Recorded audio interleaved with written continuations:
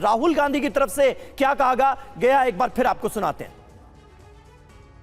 एक महीने पहले कांग्रेस पार्टी के सारे बैंक अकाउंट फ्रीज कर दिए गए। आप सोचिए, आप किसी परिवार के बैंक अकाउंट फ्रीज करिए, किसी व्यक्ति के बैंक अकाउंट फ्रीज करिए, किसी बिजनेस के बैंक अकाउंट फ्रीज करिए, किसी भी संस्था के बैंक अकाउंट फ्रीज करिए, होता क्या है? एकदम खत्म हो जाता है। अगर आपने किसी परिवार का बैंक अकाउंट फ्रीज कर दिया, भूखे मर जाते हैं। वो कांग्रेस पार्टी के साथ किया जा रहा है। एक महीने पहले यह हुआ और किसी संस्था ने, हिंदुस्तान की संस्था ने, किसी कोर्ट ने, किसी इलेक्शन कमीशन ने चूं तक नहीं कहा। सब ड्रामा देख रहे हैं। 20% हिंदुस्तान के लोग कांग्रेस पार्टी को वोट देते हैं। हम 20% लोगों को रिप्रेजेंट करते हैं और आज हम रेलवे टिकट नहीं खरीद सकते। आज हम अपने नेता को एक शहर से दूसरे शहर नहीं भेज सकते। हम एडवर्टाइजमेंट नहीं लगा सकते। और क्यों? 14 लाख रुपए 7 साल पहले 14 लाख रुपए का इशू है और 200 करोड़ रुपए का फाइन, और सारे के सारे बैंक अकाउंट फ्रीज कर दिए।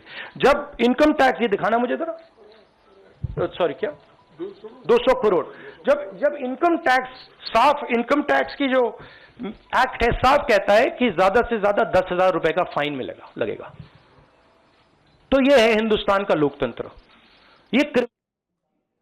तो इस प्रेस कॉन्फ्रेंस में कई गंभीर सवाल कांग्रेस की तरफ से उठाए गए। इस बीच कांग्रेस के आरोपों का जवाब देगी बीजेपी। बड़ी खबर इस वक्त की आपके सामने, जहां दोपहर 1:30 बजे बीजेपी की ओर से प्रेस कॉन्फ्रेंस की जाएगी। तो कांग्रेस की प्रेस कॉन्फ्रेंस खत्म होते ही अब बीजेपी हमलावर मोड में नजर आ सकती है, क्योंकि कांग्रेस के आरोपों का जवाब देने के लिए बीजेपी ने दोपहर 1:30 बजे प्रेस कॉन्फ्रेंस का आयोजन किया। दोपहर 1:30 बजे बीजेपी के नेता प्रेस कॉन्फ्रेंस करेंगे। राहुल गांधी की तरफ से वैसे कई गंभीर सवाल उठाए गए हैं। तमाम संवाददाता हमारे साथ इस बीच जुड़े हुए हैं। कुमार, हमने सुना किस तरीके से राहुल गांधी हो, चाहे सोनिया गांधी हो, चाहे कांग्रेस के जो अलग अलग नेता हैं, किस तरीके से उन्होंने गंभीर आरोप लगाए, ये कहते हुए कि जानबूझकर हमें हमारे अकाउंट्स को फ्रीज किया जा रहा है ताकि ना हम विज्ञापन कर पाए, ना ठीक से चुनाव लड़ पाए।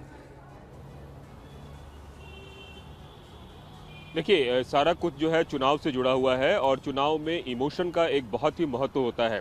जैसा कि पीयूष बता रहे थे, मामला सारा तकनीकी है, लेकिन तकनीकी मामले से इतर इस पूरे मामले को इमोशनल करने की भी कोशिश की गई है और यह बताने की कोशिश की गई है कि किसी व्यक्ति के पास अगर पैसा नहीं होगा तो उसकी क्या स्थिति हो सकती है। एक परिवार से समझने की कोशिश की जा सकती है और यह परिवार कांग्रेस परिवार से संबंधित है और कांग्रेस का सारा पैसा फ्रीज है। चूंकि मामला कोर्ट में है, सब है, तो इन सब के बीच में जनता के कोर्ट में जाने के लिए इस तरीके से क्वेश्चनिंग की जा रही है। हालांकि इन सब के बीच जो बड़ी खबर है, भारतीय जनता पार्टी की ओर से कानून मामलों के पूर्व कानून मंत्री भी रहे हैं रविशंकर प्रसाद, वो जो है प्रेस कॉन्फ्रेंस करने जा रहे हैं और कांग्रेस के सभी सवालों का जवाब देंगे। लेकिन मैं फिर कहना चाह रहा हूं कि चूंकि चुनाव है, आरोप प्रत्यारोप का दौर है, इसलिए बजाय तकनीक में जाने के जो कांग्रेस पार्टी है वो जनता को यह बताना चाहती है कि किस तरीके से सरकारी सिस्टम उनके ऊपर हावी हो रहा है और वो चाह के भी कुछ नहीं कर पा रहे हैं। रेलवे का टिकट नहीं कटने देने का एक तरीके से कह सकते हैं उदाहरण देना यह बताता है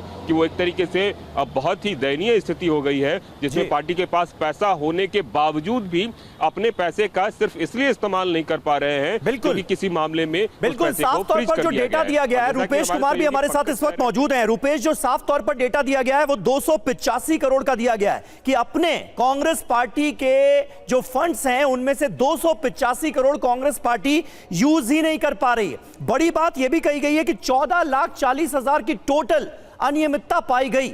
अगर आप सीताराम केसरी के दौर को और मोतीलाल वोरा के दौर को भी मिलाकर जोड़कर देखें तो, और जुर्माना जो ठोका गया है, जो पेनल्टी लगाई गई है वो 210 करोड़ की लगाई गई है। यानी कुल मिलाकर कांग्रेस पार्टी यह बताने की कोशिश कर रही है कि जानबूझकर कांग्रेस पार्टी के खिलाफ चुनावों से ऐन पहले यह कार्रवाई की गई है ताकि पार्टी ठीक से चुनाव न लड़ सके।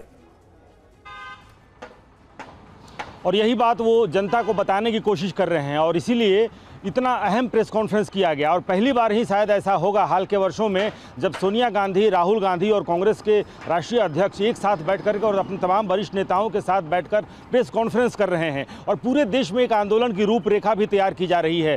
यहाँ चुनाव आयोग से मिलने की पूरी रूपरेखा तैयार कर ली गई थी। हालांकि प्रेस कॉन्फ्रेंस तक इंतजार किया गया। जो वक्त दिया गया था कि 11:30 बजे यहाँ पर कांग्रेस के प्रदेश अध्यक्ष लालू प्रसाद यादव के आवास पर पहुंचे थे। चूंकि यहाँ 5 ऐसे विधायक या विधान पार्षद हैं जिनके अकाउंट फ्रीज किए गए हैं, जिनके ऊपर आईटी या फिर ईडी की रेड हुई थी। और ये माना जा रहा था कि लालू प्रसाद यादव के वे सभी फाइनेंसर्स हैं, चाहे वो बालू के कारोबार से जुड़े हुए सुभाष यादव हों या फिर शराब के कारोबार से जुड़े हुए विनोद जायसवाल हों, इनके यहाँ ईडी की छापेमारी पड़ी। कोलकाता की इनकम टैक्स डिपार्टमेंट की टीम भी यहाँ पर पहुंची थी। अरुण यादव जो लालू प्रसाद यादव का बेहद करीबी और उनके फाइनेंसर माने जाते रहे हैं, उनकी पत्नी किरण देवी जो आरजेडी की एमएलए, उनके आवास पर छापेमारी हुई सुभाष यादव के यहाँ। तो कुल मिलाकर के इन्हें भी लग रहा है बिहार के स्तर पर भी अगर देखें यहाँ पर ये उठ खड़ा होता है कि जिस तरीके से प्रेस कॉन्फ्रेंस में तमाम बातें मुद्दे रखी गई, इसका कोई इमोशनल अपील नजर आएगा जनता के बीच, क्योंकि इसे एक चुनावी मुद्दा बनाने की कोशिश जरूर की जाएगी और इसका जवाब देने के लिए बीजेपी अब तैयार हो रही है। 1:30 बजे बाकायदा प्रेस कॉन्फ्रेंस की जाएगी। रजनीश,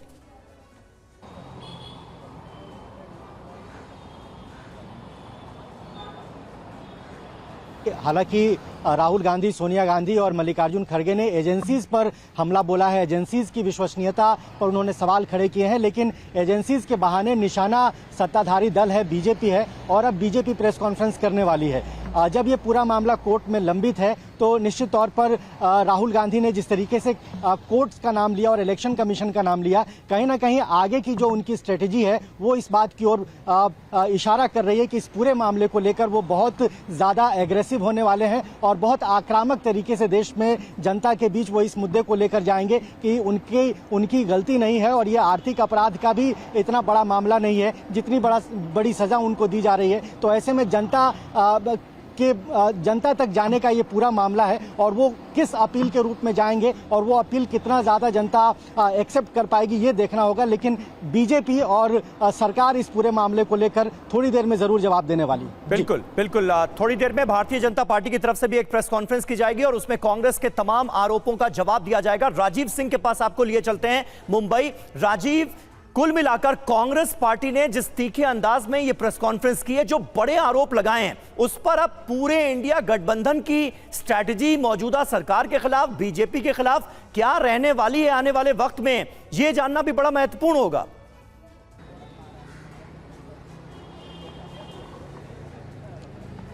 जाहिर बात है समीर, देखिए जिस तरह से सोनिया गांधी, राहुल गांधी, मल्लिकार्जुन खड़गे और तमाम वो कद्दावर नेता जो इस वक्त कांग्रेस की रणनीति बनाते हैं वो इस प्रेस कॉन्फ्रेंस में मौजूद थे। जाहिर बात है कि एक मैसेज देने की कोशिश है पूरे देश में, एक सहानुभूति लेने की कोशिश है कि अगर उनके पार्टी का अकाउंट फ्रीज कर दिया गया है तो उनके लिए इस चुनाव में मोदी से लड़ना या सत्ता पक्ष से लड़ना कितना ज्यादा मुश्किल होगा। और इसी सहानुभूति को लेने के लिए, जैसा कि कुंदन भी कह रहे थे कि एक इमोशनल स्पीच, एक इमोशनल बयान दिया गया है और उससे पब्लिक में कितना कनेक्ट होंगे, कितनी सहानुभूति मिलेगी, ये तो समय बताएगा। लेकिन चूंकि पूरा मामला हाईकोर्ट में है